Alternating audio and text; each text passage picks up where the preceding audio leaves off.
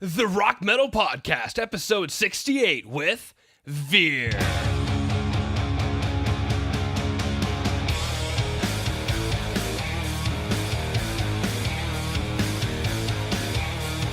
Rock Metal Nation, what is up? This is John from the Rock Metal Podcast. That sample you just heard was Come Clean by Veer, who I've got on the show with me right now.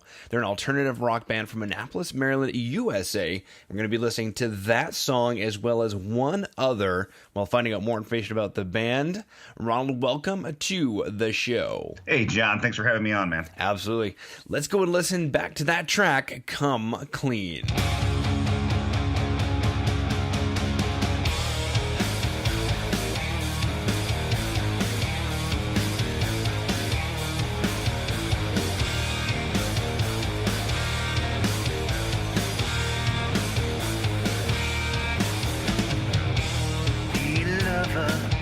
Tell your brother about the voices you heard. You know their secrets, they're telling secrets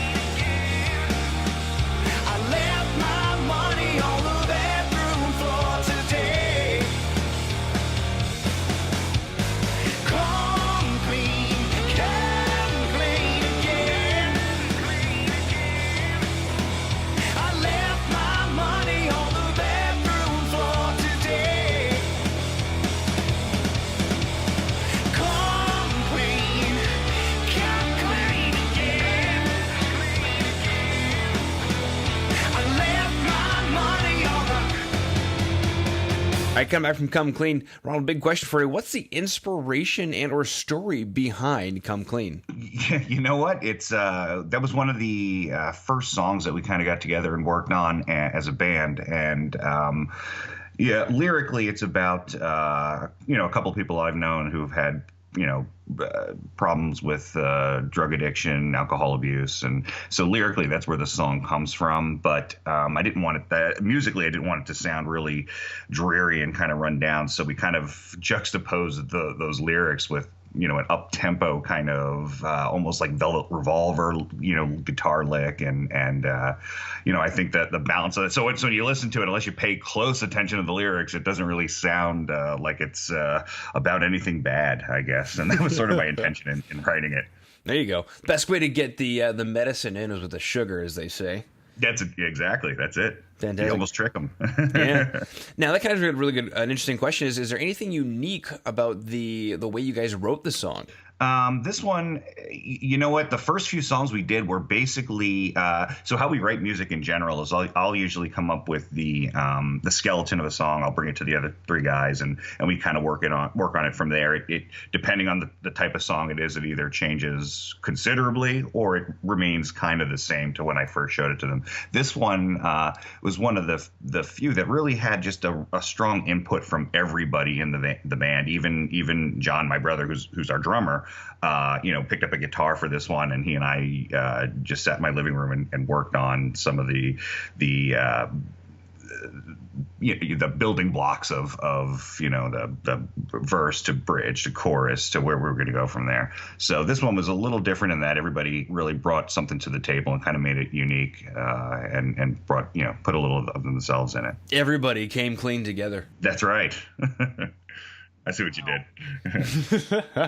Now, my next question is, 'cause my understanding is that "Come Clean" is, it's the name of the single. It's the name of the album, the EP. What inspired this track to be so strong to become the single? And probably any other artist that you could talk to will tell you the same thing. When you start writing and performing these songs, they, you have some favorites and then they change over time, whether it's because you play them so much or, your appreciation for the nuances that you guys add during a live show to other songs kind of takes over. So as a band, we kind of like different songs at different times, but this one right out of the gate really seemed to be a crowd favorite. So I think we were sort of, when it came time to record the first batch of songs for this record, we, it was sort of an unspoken agreement that this would be the first single, just because our hands were kind of tied. The fans were really digging it, and every time we'd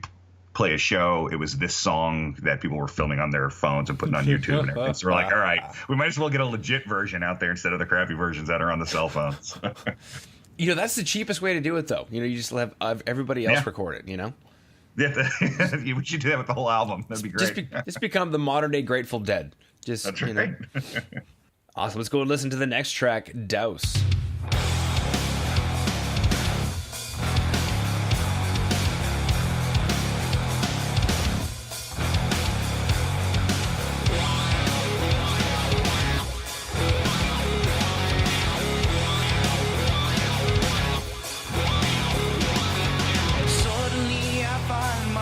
Awake and I don't know where I am. Talking to myself in some strange place, and all the walls are closing in. And I was dumb enough to find myself, dumb enough to find myself awake. I've been using all my energy, igniting my own effigy, yeah. Douse my fire now. Douse my fire now.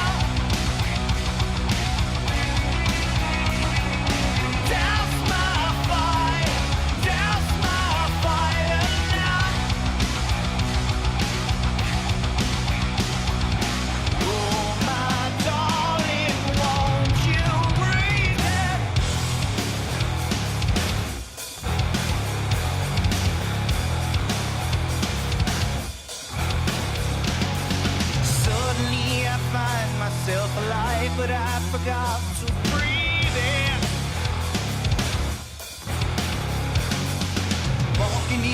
sleep inside these walls. All the skies are caving in.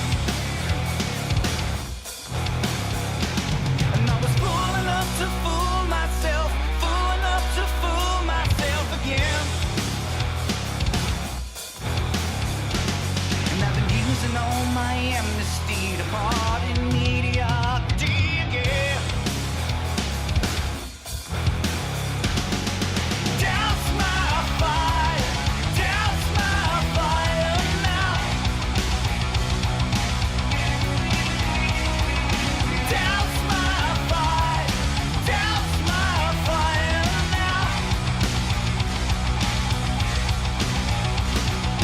Douse my fire, douse my fire now. Douse my fire, douse my fire now. No, my darling, won't you return?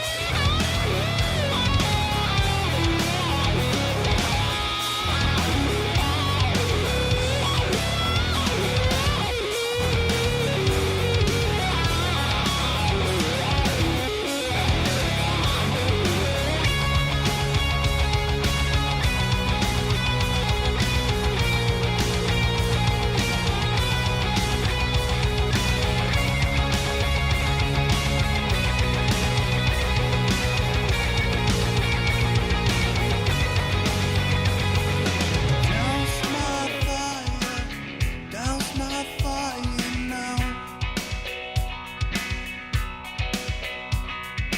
Douse my fire, douse my fire now. Douse my fire, douse my fire now. Douse my fire, douse my fire now. Douse my fire, douse my fire now.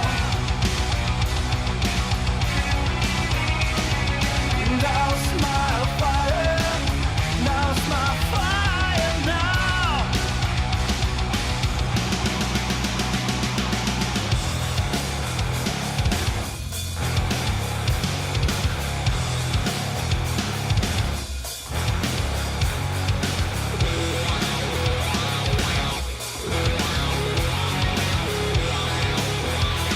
I come back from Douse. Same thing, Ronald, is the question of the hour. What is the inspirational story behind Douse? Douse is actually unique in that it's one of the few songs that, again, our drummer, who also plays guitar, picked up the guitar, came up with that intro riff, and showed it to us, and so we kind of massaged it from there, and again, it kind of built itself in a kind of organic process with the four of us as a band, as opposed to me just bringing a song to them and saying, here, this is what we're going to do, play this.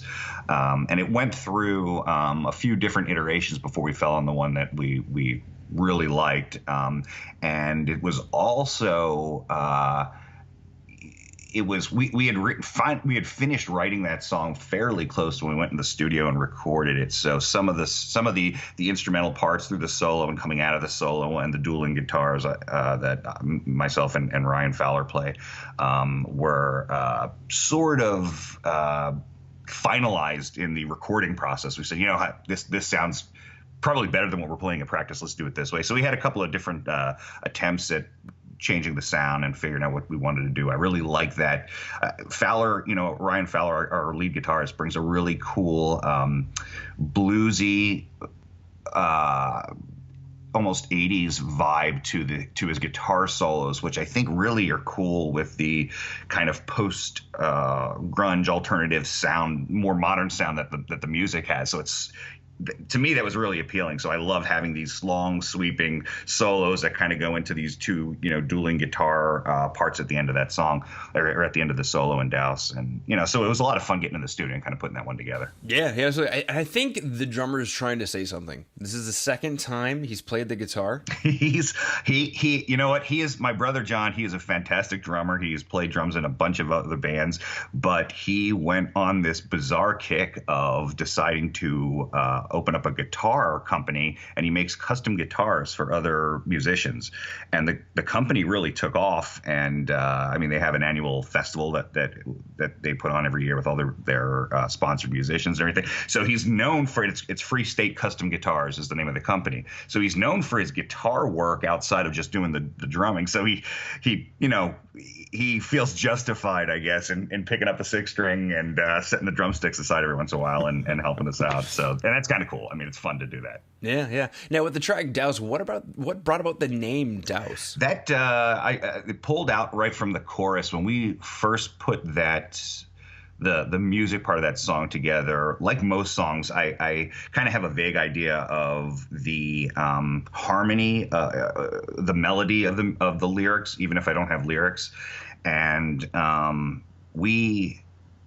so I would kind of sing along, kind of mumble nonsense throughout the verse and into the chorus and stuff. But for whatever reason, this one, we tried different versions of a chorus on this song. And then when we came up with the progression that is now in the final take, the chorus that I'm singing on the record is exactly what just came out the first day of practicing it. So that whole "Douse My Fire" line became sort of the theme for it. And I wrote the verse lyrics and stuff around that. And it becomes the song itself becomes an issue or a kind of a nod to mental illness. Another cheery, I guess. I'm setting a theme here, but it's if you listen to the lyrics, it's kind of about mental illness and the fire sort of being this inability to conform and maintain sanity, I guess. And so that's where the title comes from. Wow, a little deep, just a little deep. I try not to be. I try to be extremely surface level, but I guess sometimes it sneaks in there. Sometimes you just got to douse that fire of creativity. That's right. That's right. What exciting news does Veer have coming up for Rock Metal Nation to pay attention to, most specifically with like the fall and the winter time? Fall and winter. Well, we're hoping to have this album done by the end of summer, and then going into the fall will be that guitar festival that I mentioned that my brother puts on. We're one of the bands that perform in that. That's a pretty big event. That's the Tattoo, Scars, and Custom Guitars Festival out of Baltimore. And I'm trying to we've got a few other dates that aren't finalized yet for the end of the year. I'm a writer too, so I've got a book tour that kind of corresponds with that same time frame. So I've been doing some acoustic sets for this book tour at different conventions too. So that's been kind of fun and a little bit different because I got different fans who know me for different reasons, and it's kind of neat to kind of bring them together and play some music for the people who are there to have books signed, and then give books out to the people who are there to listen to the music. So that's been really neat. Yeah, very cool. All right, so Rock Metal Nation, there's going to be a festival coming up in Baltimore. So if you're in the Baltimore area or anywhere around there, definitely check them out at the Tattoo, Scars, and Custom Guitars Festival. About when does that one go on? That is October 7th. It's a Saturday. October 7th. All right, so Rock Metal Nation, if you are in the Baltimore area in October, definitely on October 7th, go check out Veer at Tattoo, Scars, and Custom Guitars Festival. And then also as well, if you are into books, now with these acoustic sets, is this like in bookstores? You know what? The bookstores are the only place I don't do that. I do a lot of, I write horror novels, so I do a lot of horror themed conventions. So, like I've got one coming up this weekend where I'll be in Williamsburg, Virginia for 3 days. And the last day is going to be a performance, it's actually at a hotel, and they've got an auditorium there. So, that's where I'll do that. But you know what? It's basically if the venue's usually aware of it. And if they could, house what it is that I'm doing, then they'll ask me to play, and that's great. It's been fun. Yeah, very cool stuff. How can Rock Metal Nation find out more about you? Is there a website that they should go to? Yeah, we've got our Facebook page is Veer, and we're out on Twitter at I think that's also Veer Band, and those things are updated regularly, and we send out some pictures and song clips and videos, and we've got a YouTube channel, Veer Band. So yeah, pop on there, look at the stuff, listen to the tunes, and let us know. All right, so Rock Metal Nation, if you definitely dug what you heard today, then go and go to facebook.com/Veer or twitter.com/VeerBand. Also available on YouTube. Just look for Veer, VEER. And from there, you can keep in touch with all things Veer. Now, Ron, unless there's anything else you wanted to throw out there, I just wanted to thank you for taking time out of your day to come on to the Rock Metal Podcast and share your creativity with Rock Metal Nation. John, thanks so much, man. This was a blast. I appreciate it.